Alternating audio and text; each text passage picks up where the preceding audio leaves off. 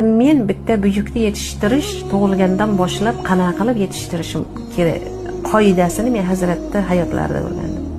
Istig'for aytayin men ko'proq, chunki payg'ambarimiz sollallohu alayhi vasallam Fatima onamizga aytdilar, qizim Fatima, istig'forni ko'paytiring. Merojaga chiqqanimda do'zax ahlini ko'prog'ini ayollardanligini ko'rdim dedilar.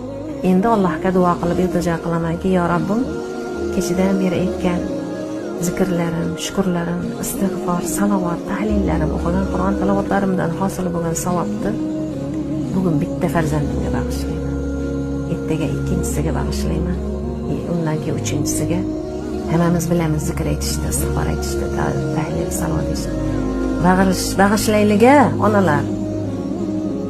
Kim xohlamaydi farzandini bir og'iz gapirsa xo'p deyishligini, ota-onasiga bu dunyoyu mayli qiyomatda ota-onasiga izzat tojini kiydirib jannatga olib kirishligini kim xohlamaydi?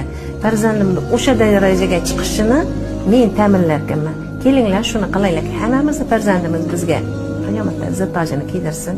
Onalar